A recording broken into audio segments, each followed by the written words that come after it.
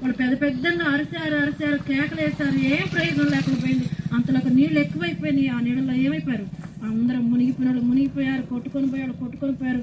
పశువులు, పక్షులు, జంతువులు, మనుషులు మొత్తం కూడా ఏమైపోయినారు? చచ్చిపోయినారు అన్నమాట. ఇప్పుడు కేవలం బ్రతికింది ఎవరో తెలుసా? ఎవరు బ్రతికారు?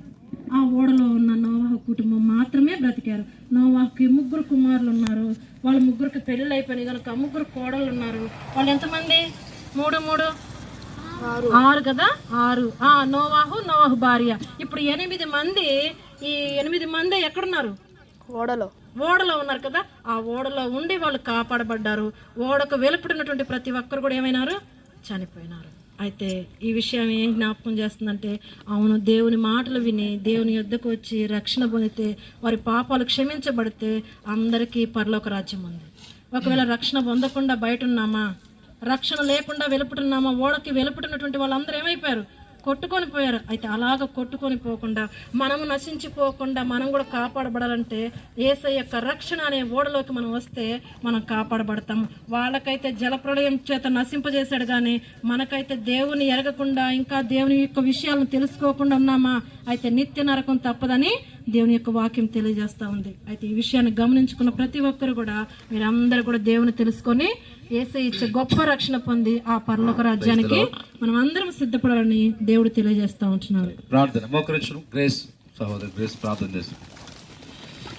పెద్దవాళ్ళు, చిన్నవాళ్ళు, మరి ప్రాంతంలో ఉన్న ఈ కాలువకట్ట సమీపం ఉన్న ప్రియ సహోదరులందరూ కూడా ఈ స్థలం ఎద్దుకు ప్రభువైన యేసుక్రీస్తు వారు సెలవిస్తున్నారు. ప్రయాసపడి భారం మోస్తున్న సమస్త జనులారా నా ఎద్దుకు రండి అని ప్రభు ప్రేమతో ఆహ్వానిస్తారు. ప్రార్థన చేసుకుందాం. ఒకరు చిన్న స్టోరీ కొరకు ప్రార్థన. పరిశుద్ధమైన దేవా, జీవముల యేసయ్యా, మహోన్నతుడు, మహాగణుడివి, నిత్య నివాసం తండ్రి, స్తోత్రములు. ఆకాశములు పడజాలినటువంటి దేవా, నీకు అందరం చెల్లించుకుంటున్నాం. ఈ సాయంత్రకాల సమయంలోనైనా మరి చిన్న బిడ్డల పరిచయ విషయంలో మీరు సహాయపడిన విధానంకై స్తోత్రములైనా పాటల ద్వారా మహిమ పొందుతూ వచ్చినారు. తిరిగి స్టోరీస్ ద్వారా కూడా నేను చిన్న బిడ్డలతో మీరు మాట్లాడిన ప్రతి మాటకై స్తోత్రము. నీ బిడ్డలు ఇంటి వచ్చినా నేను వారి హృదయంలో వచ్చిన నాటి నుండి బాల్యదినం నందే సృష్టికర్తకు స్మరణ తెచ్చుకుంటున్న అనుభవం నేను ఆ బిడ్డల హృదయంలో ఏ తింటూ వచ్చినారో అయ్యా, మరి పావురు వివేకం కలిగి ఏ విధంగా ఉంటూ వచ్చిందో ఆ బిడ్డలు కూడా నేను వివేకం కలిగి, జ్ఞానం కలిగి అయినా మరి నిజమైన తెలుసుకున్నట్లుగా నేను వారి హృదయంలో మరి యేసు ప్రభువుని అయ్యా మరి సొంత రక్షకునిగా అంగీకరించినట్లుగా చిన్న హృదయాలని మీరు తెరవమని ప్రార్థిస్తూ దేవా, నాయన మరి నోవాహు దినాల్లో జనాలు తింటూ త్రాగుతూ వారి ఇష్టానుసారంగా ఉంటూ వచ్చినారు.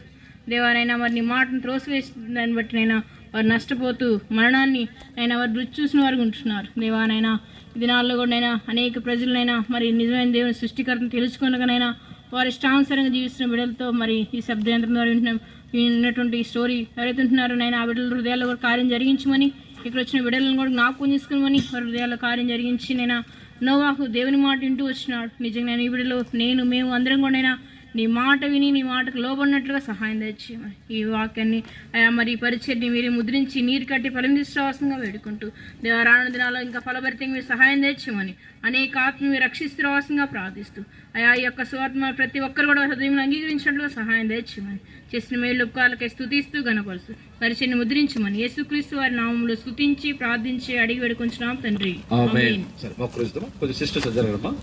మగ పిల్లలు తమ్ముడు రండి అక్కడ, మీరు ఇటు మా మగ పిల్లలు పెట్టారు. ఇది బాయ్స్ కూర్చోండి, ఎవరు పెద్దలు వచ్చి చేస్తారు. సిస్టర్స్ అద్దరమ్మా, ప్రార్థన చేసుకుందాము. మీరు కూడా ఇటు జరగడమ్మా, ఈ వైపు మగ మనుషులు అది జరగడమ్మా. మీరు కొద్దిసేపు వాక్యం వింటాం, తర్వాత మీ కొరకు బిస్కెట్స్ ఉన్నాయి. ప్రార్థన చేసి లాస్ట్లో బిస్కెట్స్ పడతాయి. తమ్ముడు నువ్వు కూడా రా, ఇక్కడ